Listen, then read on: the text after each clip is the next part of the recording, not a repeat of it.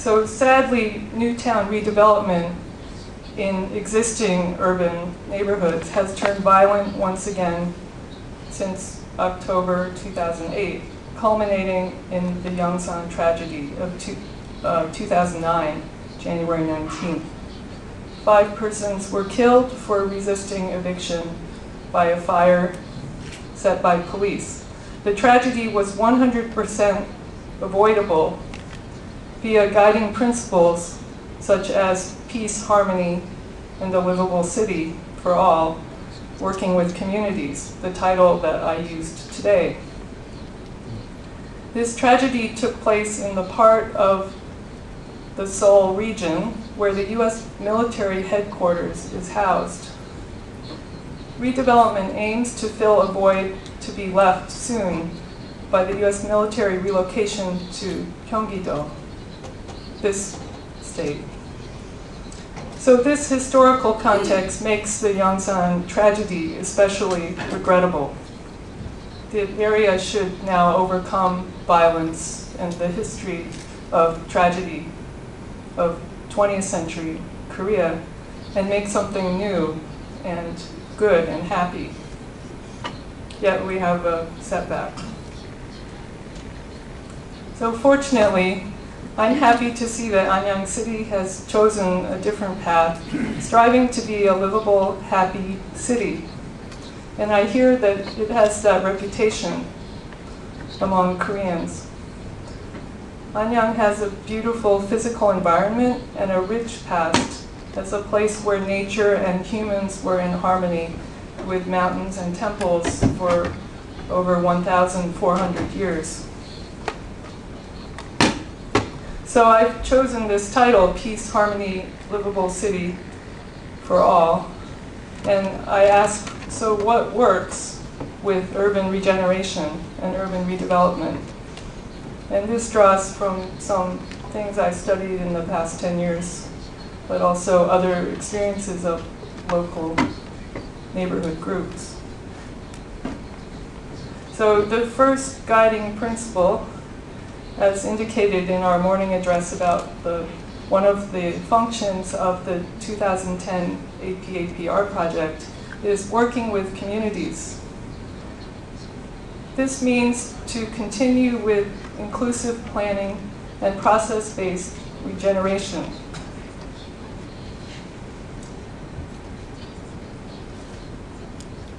Including process-based conflict resolution. So yesterday, the visitors, our international group, visited some of the Livable City project collaboration and met with residents about their own plans for what they would like to see improved in their area. And they asked for an equal collaboration with local and guest creative people. And I found it quite interesting, and I feel optimistic that this will happen. Secondly, as a guiding principle, this idea of creative city taken to a new level to include creative new town planning. And we discussed this some at dinner last night with city leaders. So here are a few ideas, but also you may all have your own ideas as people who live here. Perhaps a mix of vertical and horizontal, and maybe save some views of the mountains, not cover them completely with apartment complexes. Next, respect for social class mix. So to have the city livable for all, including the people who live here already and the people who are moving here. And thirdly, there is some tradition in this metropolitan region of temporary housing. And temporary housing during redevelopment can avoid mass dislocation of the most fragile households. and also maybe some kind of temporary lease situation in the area for tiny shopkeepers who could not survive dislocation. So this is a photo of temporary housing from the year 2000, which used to be a part of some of the successful redevelopment projects. But today's Newtown projects seem to revert to a much more extreme tabula rasa plan.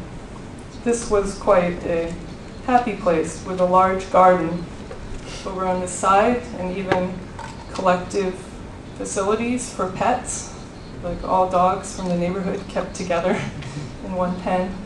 And it was quite a happy place. And just about all of the residents moved back into the neighborhood after redevelopment, and they're still there now. So I would say that was one more inclusive example of a redevelopment. And then finally, as third area of guiding principle, arts-led collaborations. So by that I mean collaboration between old history and new history being made,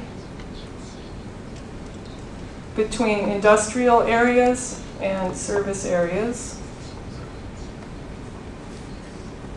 between longtime residents and newcomers,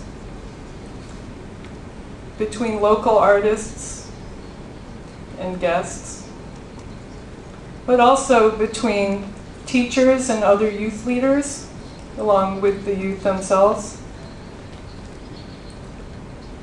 and city planners, artists, local and other, etc. So in closing, I see that Anyang City is already known as a better example of a city that people want to live in, with a commitment to peace, harmony, and livability, as seen in the old way of life in Korea, except with much updated physical comforts.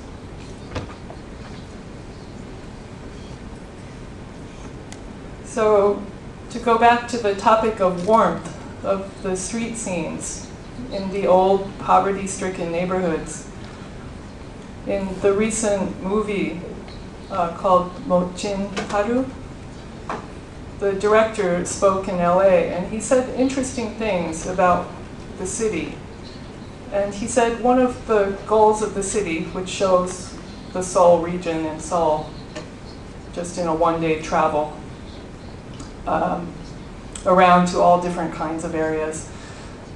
He said he wanted to show the warmth of the city, and that often the new parts of Korean cities and the redeveloped parts sometimes feel cold and impersonal, and that maybe people spend more time on electronic media communications than on street life nowadays.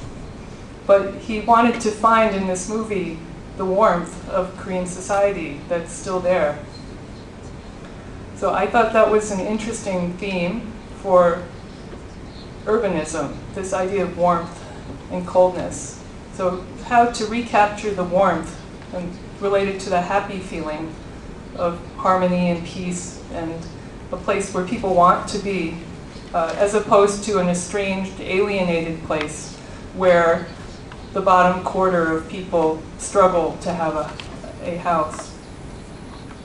So in closing, I would like to thank the Anyang City Hall and its residents, this university, and this APAP Art Project 2010 for having us, and I hope that this collaboration bears fruit.